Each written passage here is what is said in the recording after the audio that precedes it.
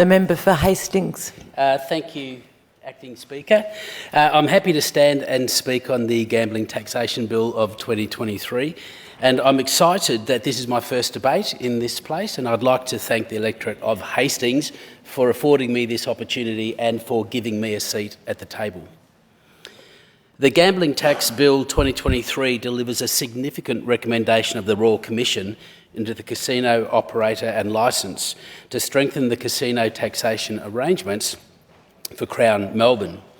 The bill also consolidates the administration of a number of Victoria's gambling taxes, and the bill also implements the 2023 and 23-24 budget measures.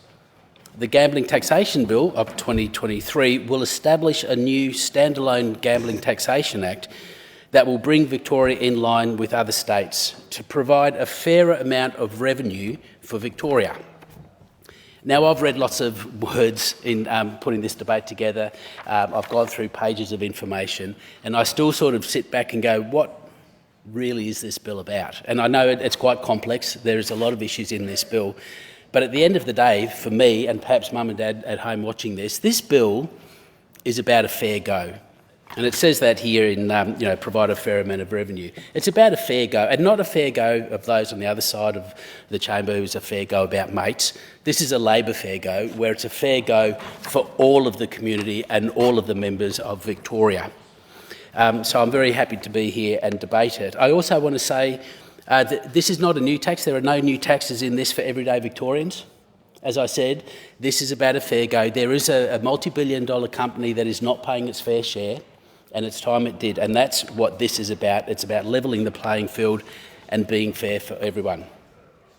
The bill implements the 23-24 budget announcement to increase the wagering and betting tax from 10% to 15% from July 1, 2024. There is no change to the annual tax-free threshold of $1 million. The government's annual payment to the racing industry will be increased from 3.5%, Acting Speaker, to 7.5%. That's an increase of 4% for the racing industry, an industry that contributes $4.7 billion to the state's economic activity and provides nearly 35,000 jobs. So we're giving a bit, they're giving a bit. Sounds pretty fair to me.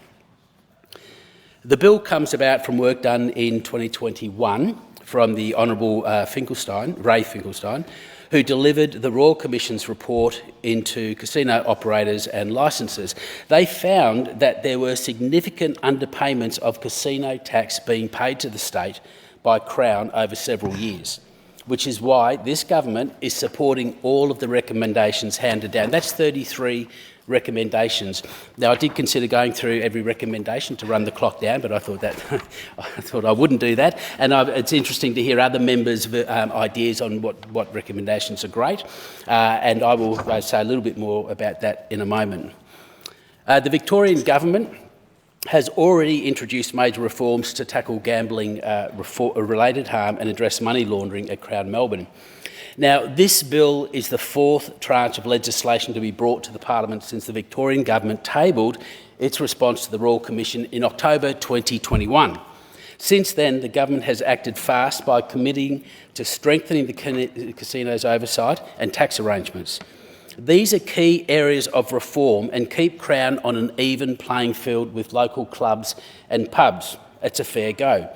Further, the Victorian government has done tremendous work delivering 9 priority recommendations and, importantly, established the Victorian Gambling and Casino Control Commission, which is the VGCCC. Last year, the Casino and Liquor Legislation Amendment Act of 2022 delivered further recommendations to boost the powers and functions of inspectors, embed harm minimisation and complete transition to the new regulator, the VGCCC. So the work has been done, continues being done, and this bill continues that good work as well. And I'm really glad to say that the VGCCC has teeth. In May 22, Crown was fined $80 million for the illegal transfer of funds. In November 22, which is just this last November, oops, there goes my words, Crown was fined $100 million for breaches of its code of conduct for the responsible service of gambling, sometimes letting people gamble for over 24 hours in a row.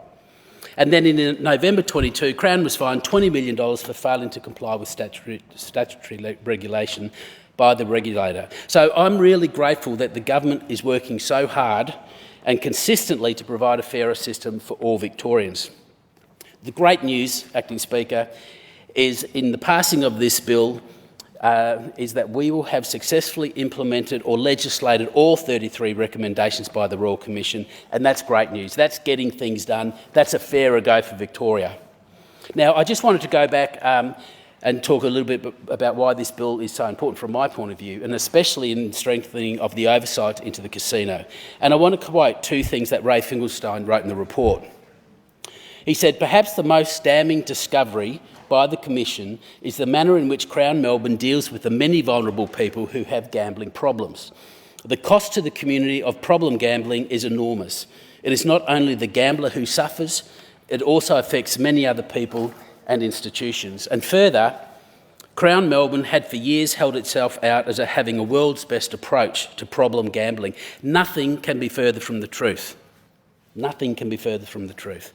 The Commission heard many distressing stories from people whose lives were ruined by gambling, but whose situation might have been improved if casino staff had carried out their obligations under Crown Melbourne's code. Now, Acting Speaker, I don't gamble. I don't really understand gambling. As a young dancer actor, I was lucky if I had $3 to buy a beer after a show. So the last thing I was going to do was put $3 in a gambling machine. But I understand that it's valid.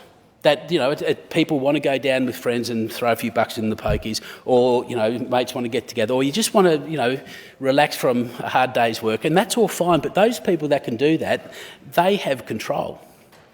It's those with an addiction that don't. Now, my mate Brett, he had a rather addictive nature. Lovely man, very talented. When he was younger, he was a heroin addict. And I'm very glad to say he got off that, which was difficult, but he made it. But then he fell into a gambling addiction, and he spent his time at the pub putting his and his wife's earnings through. I'm very glad to say he got through that, and now his addiction is his family, his kids, and his artistic pursuits. He got through, Acting Speaker. There are many people that don't. There are people that don't survive this. They're dead or they're in jail. I recently had Anna, who came to my office, and she got through this, but she came and explained to me about addiction, and she told me her story. She started gambling just with friends over a wine or two, and they'd go to the pokers, and she really enjoyed that. And then she thought when she was alone she might go back to the pokers and have a little tipple. She told me how the bright lights, the colours, the sound of all the machines really it drew her in. My granddaughter would love to go there, especially when she gets free lemonade, so she'd stay there for hours and gamble. But Anna stayed there for 10 years. She lost her husband, she lost her money, she lost her house, and she lost more. Anna also said to me, because she gets a little annoyed, don't use the word problem gambler, don't use the word gambling problem, because a heroin user, addict, isn't a problem heroin user, they're an addict. An alcoholic is an addict. A gambler with an addiction is someone with an addiction, not a problem. And I think we need to just focus on that a little bit so that we can help these people more.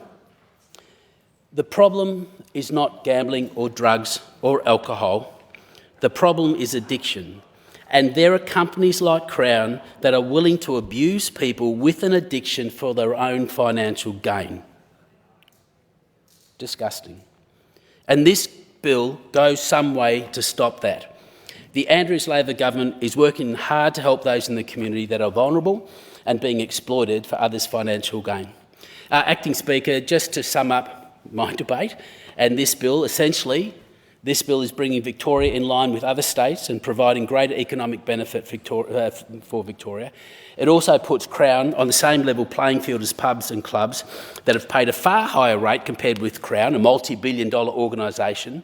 And additionally, it recommends the recommendations handed down by the Royal Commission provide additional strengthening and oversight to Crown. I'd just like to finish by saying, if you feel that you are needing help with your gambling, or you know someone that is needing help with gambling, if you feel like your gambling or friend's gambling is getting out of control, in my electorate you can go to Peninsula Health at Hastings, the Gamblers Help, or more broadly contact Victorian Responsible Gambling Foundation. I commend this bill to the House.